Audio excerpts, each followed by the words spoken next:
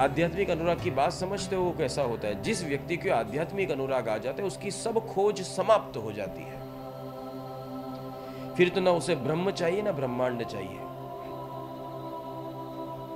चाहे इस जगत के हजारों अरबों खरबों कितने ही प्रलोभन क्यों न आए, उस व्यक्ति को कुछ भी नहीं चाहिए, तब वो शहंशाह बनता है। क्या लगता है? जिसको कछु न चाहिए वो शाहन का शाह है। वो शाहन का शाह बनता कैसे है? ऐसे उसकी खोज समाप्त हो जाती है। अब उस खोज के आगे ब्रह्म आए या ब्रह्मांड आए या दिव्य शक्ति आए या पराशक्ति आए या कभी कभी ऐसा भी हो जाए कि कोई कह दे कि ये ब्रह्म है, ये ब्रह्म के भी पिता है, तो भी उसको उससे कोई मतलब नहीं।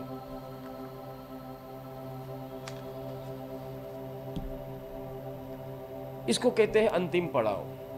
अंतिम पड़ाव का कहाँ कब आएगा जगत का? ये एक ऐसी चैन है जो कभी रुकने वाली नहीं। पड़ाव वो है जहां तुम रुक गए। मेरी खोज समाप्त हो गई, बस अब मुझे इससे आगे कुछ भी नहीं चाहिए। चाहे जिसको जो देना हो दो दे, मुझे नहीं चाहिए।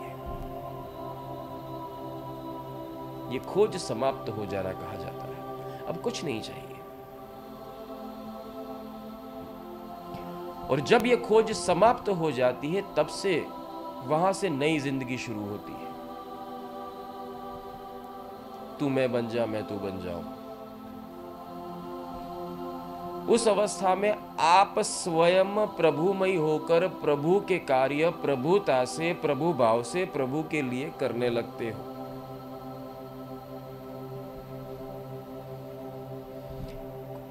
और जैसे जैसे तुम वो कार्यों में चलते जाते हो, ऐसे तुम्हारी प्रभुता का विकास होने लगता है और एक तुम्हारा नया जन्म और एक नया शरीर विकसित होता है। वो अनुराग में, अनुराग है जैसे माँ के पेट के अंदर बच्चा तो गर्भ में आ तो जाता है, पर माँ जब बच्चा गर्भ में होता है तब माँ अपने अंतर मन से प्रेम से उस बच्चे को दुलार देती है। माँ उस बच्चे के बारे में जैसे सुंदरता से सोचती है, उस बच्चे को अंदर एहसास होता है कि मेरी माँ मेरे बारे में बहुत प्रेम भरा सोचती है। मेरी माँ पेट के ऊपर हाथ हिला रही है, मुझे बुला रही है, मुझसे बातें कर रही है। ये होता है इस तरह से।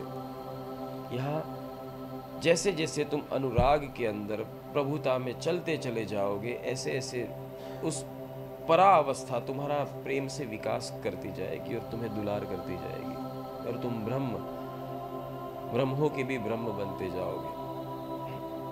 जैसे हर एक अवतार सुंदर तो है, पर अगर आप किसी अवतार से आकर्षित होते हो तो जैसे कृष्ण अवतार है, हर एक अवतार बहुत भीषण तो है, पर भीषण अवतारों में राम से बड़ा क्षत्रिय तुमको दिखाई न देगा। ऐसे हर एक क्षेत्र की हर एक महत्वता होती है। ऐसे तुम एक दिव्य आकर्षक और मन भावन एक सुंदर ब्रह्म होते जाओगे। ब्रह्मांडी की सृष्टि तो अनेक है।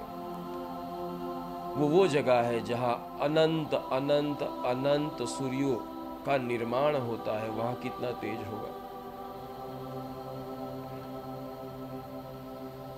तुम इस जगत के पाप पुण्य मर्यादा सत्य असत्य झूठ चोरी ये सब चीज सीखे हुई यहाँ के प्रोग्राम है। वहां इन सबसे कोई लेना देना नहीं है। वो खो जाने से मिलता है।